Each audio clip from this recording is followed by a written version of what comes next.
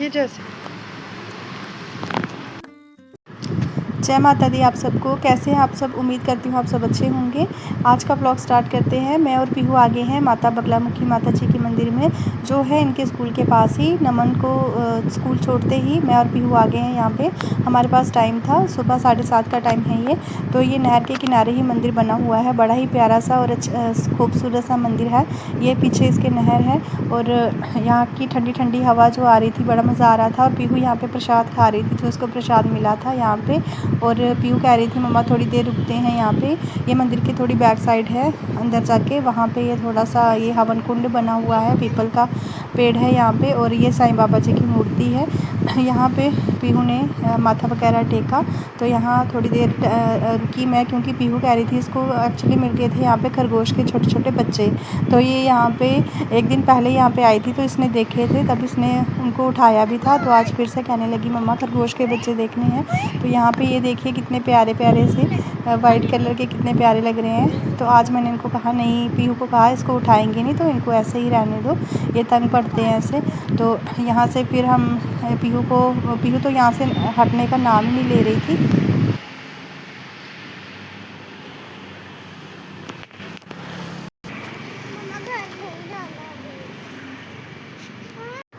ये main road के बिल्कुल किनारे पे है मंदिर और पीछे इसके नहर है।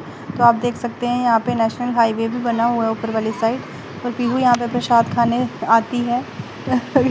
तो ये मतलब इसको लड्डू मिल जाते तो बहुत खुश हो जाती है। आज मिला था इसको पपीता, तो इसने थोड़ा ही खाया, लड्डू तो ये पूरा खा जाती है।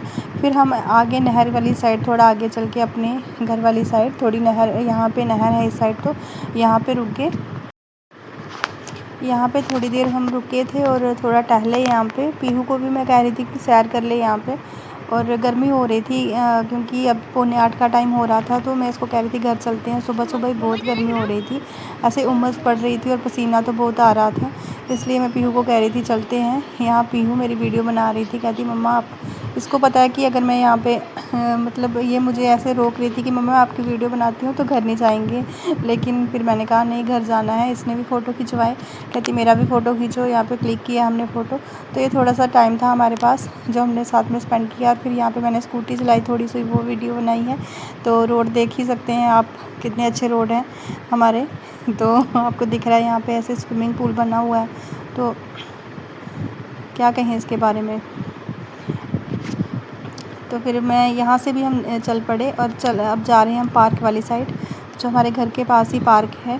और ये भी रोड के किनारे है, ये हमारे घर के पास ही है। यहाँ पीहू आ गई, लेकिन यहाँ गर्मी बहुत थी, तो मैं इसको कह रही थी चलते हैं। एक अंकल हमें मिले, वो कह रहे थे कि पीहू को कहने लगे कि बेटा आप अभी आप आए हो, आपने सुबह सुबह आना था। तो मैंने कहा नहीं, मैं बेटे को स्कूल छोड़ने गई थी, इसलिए यहाँ से हम आ गए। तो कहते गर्मी बहुत हो रही है, अब घर ही जाओ। तो थोड़ी देर फिर रुके यहाँ पे, फिर पीहू दूसरी साइड चली गई।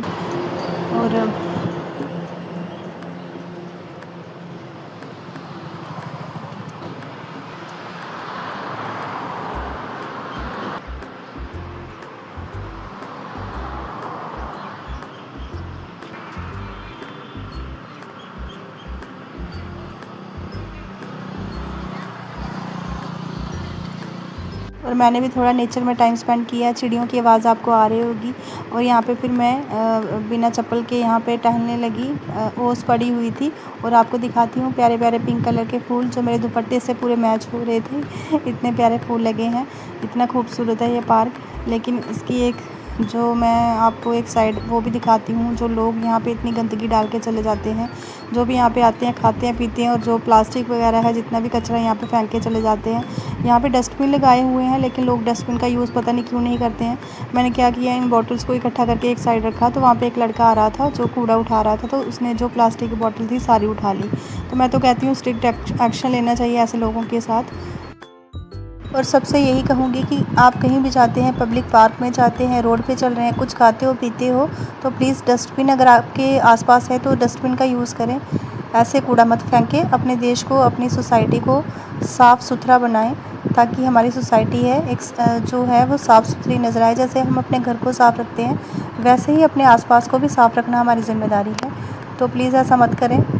तो ये अपनी सोसाइटी को साफ़ सुथरा रख के भी हम अपनी देशभक्ति जो है दिखा सकते हैं। ज़रूरी नहीं है फांसी पे चढ़ो, गोली खाओ, वही देशभक्ति नहीं होती है। अपने देश को साफ़ सुथरा रखना हमारी ज़िम्मेदारी है और वो भी सबसे बड़ी देशभक्ति है। तो मिलते हैं फिर से एक नए ब्लॉग के साथ, तब तक के लिए टेक केयर।